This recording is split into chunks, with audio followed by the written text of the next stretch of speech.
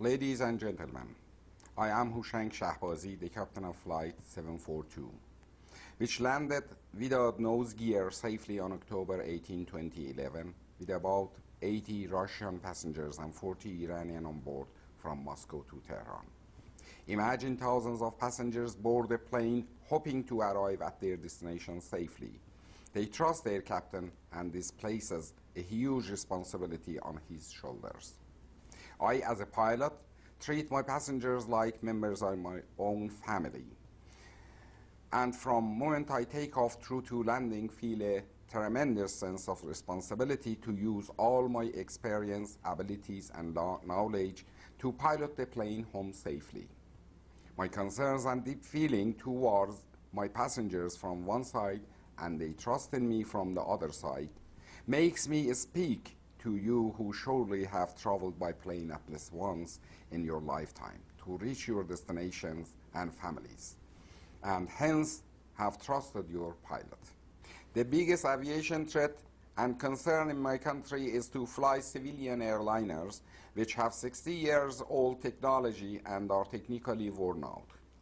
These old airplanes prevent me and the other pilot from doing our job correctly and fulfilling and responsibility towards passengers' trust in us. Unfortunately, sanctions imposed by Western countries on civilian airlines in Iran have caused a considerable number of plane crashes and led to the death of 100 passengers. The sanctions also have resulted in technical failure through the last decade due to dilapidated parts in the aircraft. The principle of using equal air transportation facilities and services all around the world is surely a right. It is not fair for ordinary people becomes victims of political tension between governments and lose their lives to such issues. Depriving a nation from secure flight by withholding spare parts which are crucial to its safety could not be further from the slogans of human rights and war security, and certainly are not consistent with the principles of democracy. It is not acceptable to endanger some people while promising peace to the others, or use people's well-being as leverage to impose pressure on their governments to reach certain political goals. Unfortunately, international human rights organizations have chosen to remain silent against such unjust act towards Iranians. I think all of you share my view that the ends must not justify the means in making a political decision. The United States and European community have threatened Iranian and foreign passengers' lives by ignoring the rules and regulations mentioned in UN Human Rights Charter. And in order to put pressure on Tehran, have imposed a strict sanction on aircraft spare parts from abroad. I would like to draw your learned attention to that all of human rights organizations, Red Cross, and faithful politicians to judge whether it is acceptable or justifiable to threaten civilian passengers' life in order to impose political reform on a government.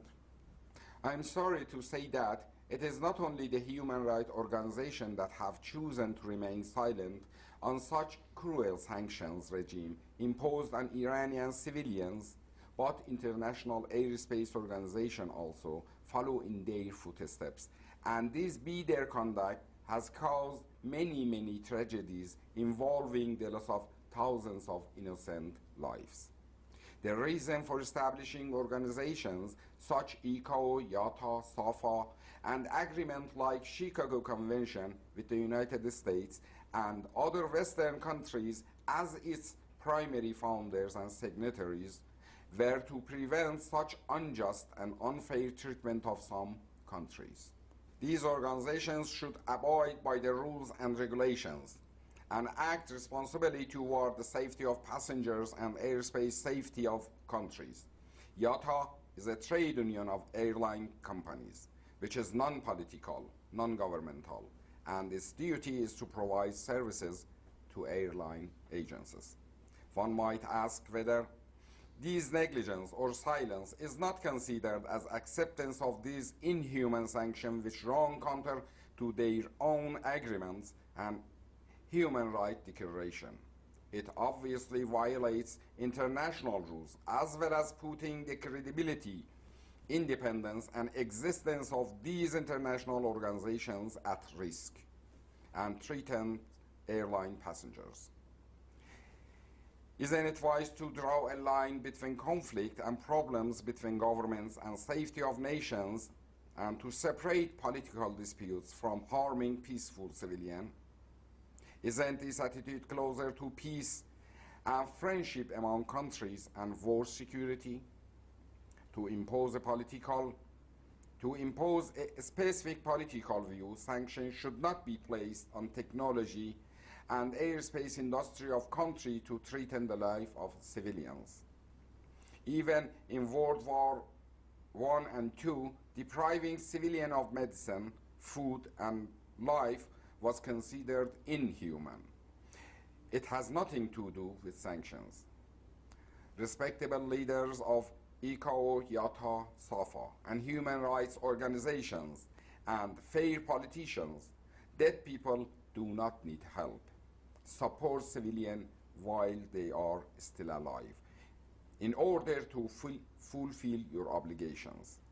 Red Cross officials, are you waiting for something to happen again? Isn't prevention better than cure? I personally condemn violating innocent and defenseless people's rights who have nothing to do with the political disputes between governments in any part of the world, under any pretext or by any authority or country. Let this speech reach all human rights activists and people so they listen to Iranian people's voice. Today, because of my campaign on worldwide support of my website at captainshahbazi.com, I have the honor to convey the message of our peaceful and humble people, a nation with an ancient history.